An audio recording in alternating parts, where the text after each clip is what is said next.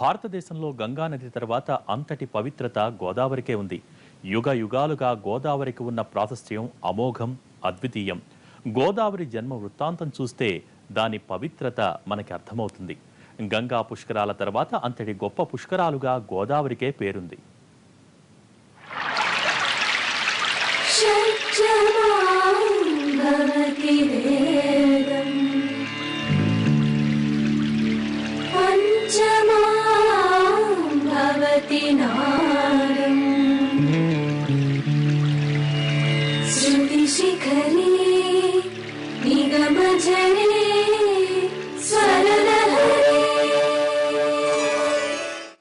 అసలు పుష్కరాలకు అంతటి దైవశక్తి ఎలా ఆపాదించిందో చెప్పేందుకు ఓ పురాణేతిహాసం ఉంది. కృతయుగంలో తుందిలుడనే తపస్వి పరమేశ్వరానుగ్రహం పొంది 3.5 కోట్ల పుణ్యతీర్థాలకు ఆధిపత్యాన్ని వరంగా పొందుతాడు. శివుడు జలరాశి విషయంలో తుందిలుడికి శాశ్వత స్థానం కల్పించడంతో బ్రహ్మ శివుణ్ణి ప్రసన్నం చేసుకుని జలాధిపతి అయిన పుష్కరుణ్ణి తన సృష్టి నిర్వహణకు సాయం అందించేలా ఆదేశించమని కోరుతాడు. దానికి స్పందించిన పరమశివుడు పుష్కర శక్తిని బ్రహ్మకు ప్రసాదిస్తాడు. అప్పుడు బ్రహ్మ పుష్కరుణ్ణి తన కమండలంలో ఉంచుకొని సృష్టి మొదలు పెడతాడు. అంతటి శక్తిమంతమైన పుష్కరుడు ఓ నదిలో ప్రవేశిస్తే అంతకన్నా ఆ నదికి పవిత్రత ఏముంటుంది? ఆసేతు హిమాచలం ప్రవహించే నదుల్లో ఏడాదికో నదికి పుష్కరం వచ్చినా వాటిల్లో గంగా, గోదావరి పుష్కరాలకు ఎంతో ప్రాధాన్యం ఉంది. వేదంలా ఘోషించే గోదావరికి పురాణేతిహాసాల్లో విశిష్ట ప్రాధాన్యం ఉంది. బలిచక్రవర్తి శిరస్సుపై వామన రూపధారి అయిన శ్రీ మహావిష్ణువు పాదం మోపినప్పుడు బ్రహ్మకు దిగువ లోకాలు కనిపించలేదు. దీంతో బ్రహ్మ తన కమండలంలో సర్వతీర్థ జలంతో విష్ణు పాదాన్ని ప్రక్షాళన చేశాడు. అలా బ్రహ్మ కడిగిన ఆ పాదోదకం నలుదిశలా ప్రవహించి నదులుగా మారాయి. వాటిలో గంగా నదిని పరమేశ్వరుడు నెత్తిని పెట్టుకున్నాడు. సృష్టిలో ఎలాంటి భూమినైనా సస్యశ్యామలం చేయగల మహర్షి గౌతముడు తన పంటను మేస్తున్న గోవును తరిమేందుకు ఓ గడ్డిపోచను విసురుతాడు. కాని ఆ గడ్డిపోచ ఆగ్నేయాస్త్రంగా మారి ఆ గోవును వధిస్తుంది. గోహత్య జరిగిన చోట తాముండలేమని మునిశ్రేష్ఠులంతా గౌతముని ఆశ్రమం నుంచి వెళ్లిపోతారు. దీంతో గోహత్య పాతకుడై తీవ్ర ఆవేదనకు గురైన గౌతముడు హిమాలయాల్లో తపస్సు చేయగా శివుడు ప్రసన్నం అవుతాడు. ఏం కావాలని వరం అడిగిన శివునికి తాను వధించిన గోవును బతికించమని కోరుతాడు. పరమశివుడు వెంటనే తన జటాజూటంలో ఉన్న గంగను గౌతమునికి ఇస్తాడు. గౌతముడు గోకళేబరంపై ఆ గంగను ప్రవహింపచేసి తిరిగి గోవును బతికిస్తాడు. పుట్టుకు కారణం ఏంటంటే, గౌతముడు సస్యశ్యామలంగా కొంత భూభాగంలో పంటలు పండిస్తూ ఉన్నప్పుడు మిగతా బ్రాహ్మణులు ఈర్ష్య చేత మాయగోవును సృష్టించి పంపించినప్పుడు ఆయన ఆ గోవుని కొంచెం కమండలంలో జలంతో ఇట్లా అదిలించినప్పుడు ఆ గోవు మరణించిందనమాట. మాయగోవు మాయా మరణం పొందినప్పుడు నువ్వు బ్రహ్మహత్యా పాతకువి, నీ దగ్గర భోంచేయమన్నారు. దాన్ని నివారించేది ఎట్లా మీరే చెప్పమని ప్రార్థించినప్పుడు గంగమ్మని తెమ్మంటే శివుడు కూర్చి తపస్సు చేస్తాడు. శివుని యొక్క జటాజూటం ఇచ్చి దీన్ని మృతకళేబరం మీద పిండమన్నప్పుడు జటాజూటంలో నుంచి నీళ్లు వచ్చి గంగ వచ్చి బయటకు వచ్చి ఈ గోవు బ్రతకడమే కాకుండా ఈ గోదావరిగా ఏర్పడిందనమాట. అసలు గోదావరికి గోవుకి కూడా సంబంధం ఉంది. మేము గోసేవకులు కనుక ఇది ప్రత్యేకంగా చెబుతున్నాము. గోకళేబరాన్ని పునరుజ్జీవింపజేసిన ఆ గంగా ప్రవాహానికి గోదావరి అని పేరు పెట్టాడు గౌతముడు. అలా పుట్టిన ఈ గోదావరి నదీ తీరంలో స్నానం, దానం, జపం, తర్పణం అత్యంత పుణ్యప్రదమన్నది అనాదిగా వస్తున్న ఆచారం. అందున గురుడు సింహరాశిలో ఉండగా ఈ నదిలో పితృకార్యాలు చేస్తే వారు స్వర్గస్థులవుతారని గౌతముడు పలుకగా తథాస్తు దేవతలు, సప్త ఋషులు కలిసి ముక్తకంఠంతో తథాస్తు అన్నారట. అందుకే గోదావరి నదిని అత్యంత పవిత్రంగా భావిస్తారు. ఇక ఆ నదికి పుష్కరాలు చేయటం అంటే దాన్ని పుణ్యకార్యంగా భావిస్తారు హిందువులు.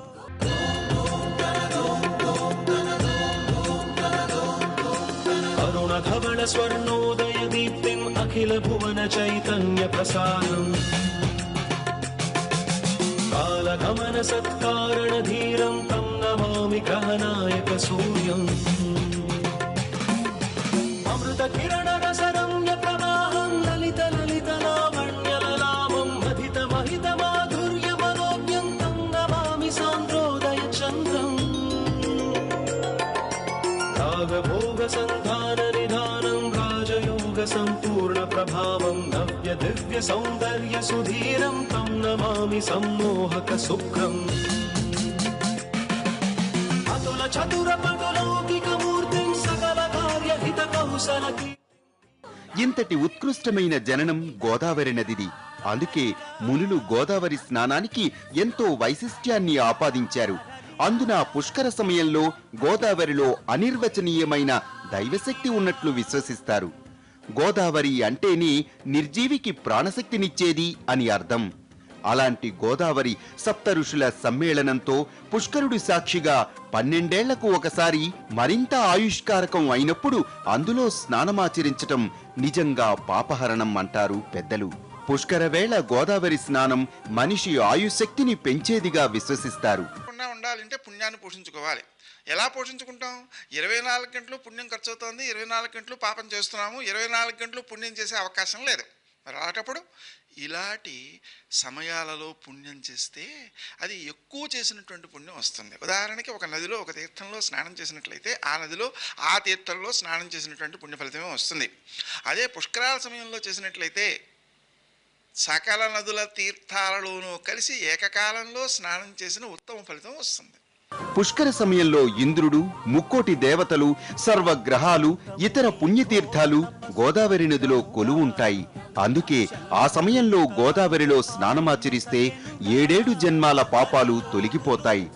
గంగా స్నానం, నర్మదా నదీ తీరంలో తపస్సు, కురుక్షేత్రంలో దానమివ్వటం, కాశీలో మరణం పొందటం ఎంతటి ఫలితాలనిస్తాయో పుష్కర వేళ గోదావరి స్నానం అంతటి ఫలితాన్నిస్తుంది. పుష్కర కాలంలో చేసిన ప్రతి పుణ్యకార్యం అత్యధిక ఫలితాన్నిస్తుంది. ఈ సమయంలో ఎలాంటి చిన్న పాపకార్యమైనా నరకానికి బాటలేస్తుంది. ఈ పుణ్యదినాల్లో భోగలాలసులై స్త్రీ సంగమం, మాంసభక్షణం, ఇతర సుఖాలను అనుభవించటం నిషిద్ధమంటారు పండితులు.